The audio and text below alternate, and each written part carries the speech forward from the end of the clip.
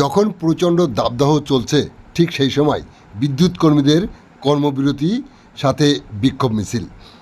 আপনারা দেখছেন সেই বিশেষ মুহূর্তের ধারণকৃত ভিডিও চিত্র আজকের স্বরূপনগরের ক্যামেরায়। এখন শুনুন বিস্তারিত। এই গরমের দাবদাহের মধ্যে বিদ্যুৎ কর্মীরা কর্মবিরতি শুরু করলো এবং প্ল্যাকার্ড হাতে মিছিল ও বিক্ষোভ দেখাতে শুরু করলো।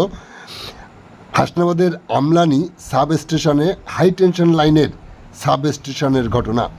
বিক্ষোভকারীদের অভিযোগ, তারা 3 মাসের মাইনে পায় না এবং পিএফ ও মেডিক্লেম 6 মাসের দেওয়া হয় না।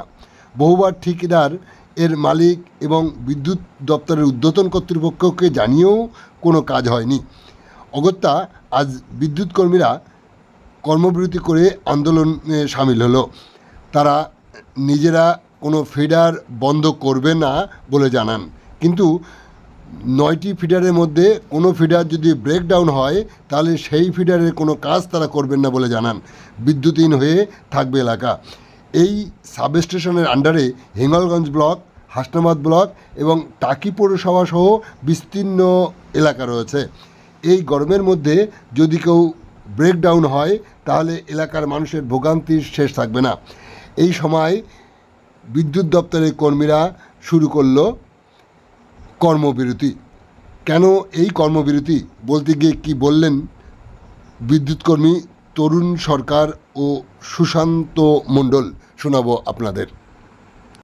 দাদা, আপনাদের এই কর্মবিরতি বা বিক্ষোভ কারণটা কি? দীর্ঘ 1 বছর যাবৎ আমরা বেতন, ইএসআইপিএফ কোম্পানি ঠিকঠাক পরিশোধ করে না। আমরা ডিসেল কর্তৃপক্ষ চিঠি দিয়ে জানিয়েছি এবং কোম্পানিকেও চিঠি দিয়ে জানিয়েছি।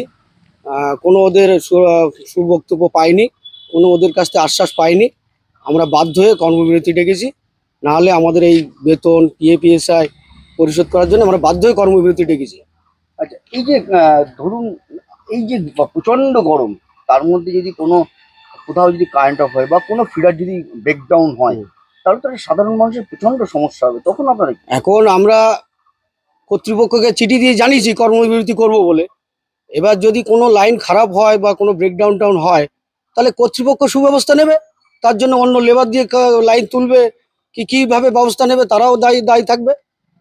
আমরা তো পেটের জ্বালায় এটা কর্মবিরতি নিতে বাধ্য হচ্ছি। এবার কর্তৃপক্ষের চিঠিতে জানানো আছে, তারা সুব্যবস্থা নেবে, কিভাবে লাইনটা চালাবে। বলছি যে আপনাদের এই যে কর্মবিরতি লাগাতার চলবে যতক্ষণ না সমস্যা না, আমাদের সমস্যা বেতন চিঠি অনেকবার করেছি, 1-2 বার না, অন্তত 2-10 বার। তা আমাদের সমস্যার সমাধান কোনো হয়নি। আমাদের লাগাতার কর্মবিরতি চলবে যতক্ষণ আমাদের কর্তৃপক্ষ সমস্যার সমাধান না করবে। আপনার নাম? তরুণ সরকার। অবিলম্বে আমাদের বকেয়া বেতন দিতে হবে।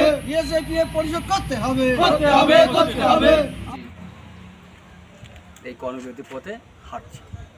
যতক্ষণ কর্মবিরতি লাগাতার চলতে থাকবে, যতক্ষণ আমাদের এর কোনো সুব্যবস্থা না হবে ততক্ষণ চলবো। কিছু করার নেই। আমাদের দেয়ালে ফুল পিঠ থেকে গেছে, এই আমাদের বক্তব্য। আপনার নাম? আমার নাম সুশান্ত মণ্ডল। পরিশোধ করতে হবে।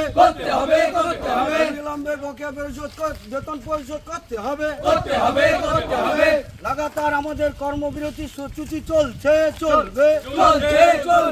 লাগাতার আমাদের কর্মবিরতি চলবে। অবিলম্বে পিএফ-ইএসআই পরিশোধ করতে হবে। অবিলম্বে আমাদের পিএফ-ইএসআই পরিশোধ করতে হবে। আমাদের বকেয়া বেতন পরিশোধ করতে হবে। কর্মবিরতি চলবে। লাগাতার কর্মবিরতি চলবে।